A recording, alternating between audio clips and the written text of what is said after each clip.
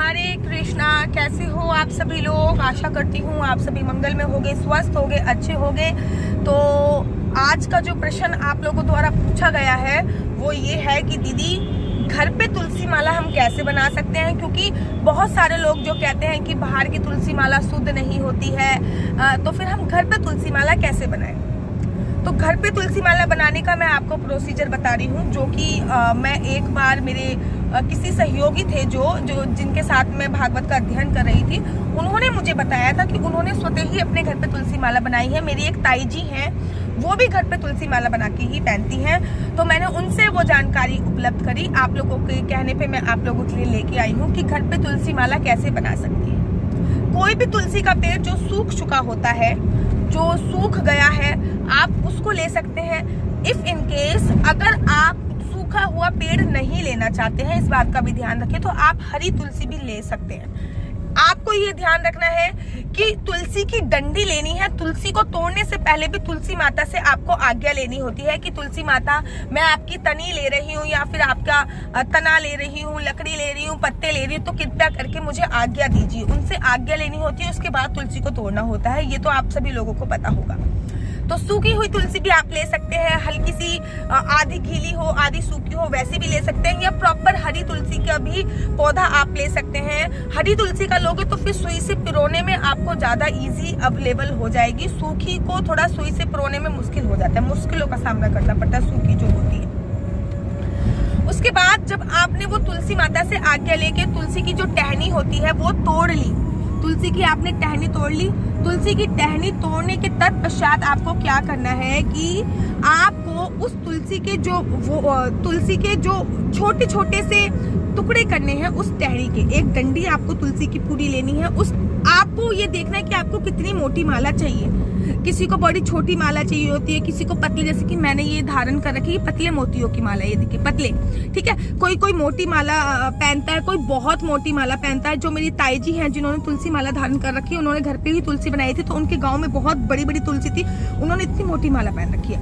तो कोई बहुत बड़ी बड़ी माला पहनता है, कोई बहुत छोटी छोटी माला पहनता है। तो उस हिसाब से आपको तुलसी की वो लकड़ी लेनी है। जब आपने तुलसी की लकड़ी ले ली तो आपको इस बात का विशेष ध्यान रखना है कि आपको उस तुलसी की लकड़ी को लेने की तरीके से उसको गंगा जल से वॉश करना है। गंगा जल से वॉश करने के बाद आपको उसको धूप दिखानी है, आपको उसको धूप में रखना है, ये भी बहुत ज्यादा आवश्यक है, ठीक है। धूप दिखाने के बाद, धूप में रखने के बाद आपको उसके टुकड़े कर देने हैं। जिस हिसाब से कि आपको माला पहननी है उस हिसाब से आपको उसके टुकड़े करने हैं। और बड़ी वाली एक सुई आती है, उस सुई से आपको उस टुकड़े के अंदर पिरो लेना है और आपकी जितनी भी लेंथ आप चाहते हो उतनी लेंथ की माला तैयार हो जाएगी। एक कंठी की चाहते हो तो एक की बन जाएगी, दो की चाहते हो तो दो की बन जाएगी। तो वो एकदम प्योर तुलसी बनेगी। और माला बनने के बाद भी आपको उसमें देसी घी लगाना है।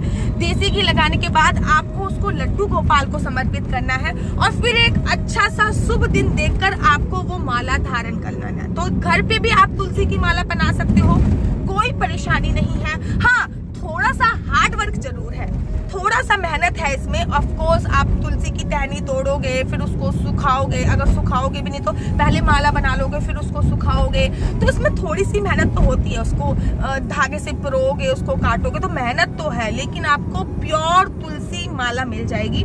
लेकिन हाँ, आपको वैसी माला नहीं मिल पाएगी जैसी बाजार में उपलब्ध होती है।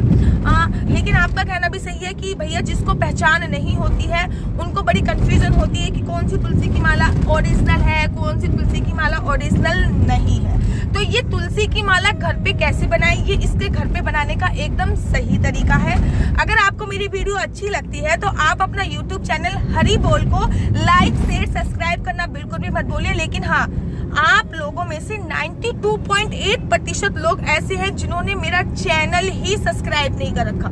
कितनी गलत बात है। अगर आप सभी लोग मेरा चैनल सब्सक्राइब कर दो तो आपकी इस बहन के भी 50,000 फॉलोवर हो जाएंगे। आप नहीं चाहते कि आपकी बहन के 50,000 फॉलोवर हो जाए।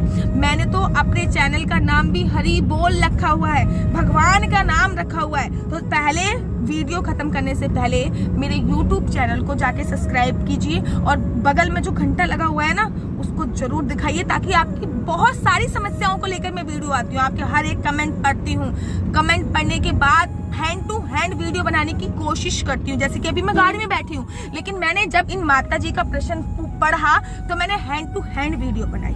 अब ये मैं अपलोड कब करूंगी वो बात अलग है, जैसे कि यहाँ पे नेट की प्रॉब्लम है घर पहुंचने के बाद या फिर बाद में, वो बात अलग होगी। तो राधे राधे, जय श्री कृष्ण।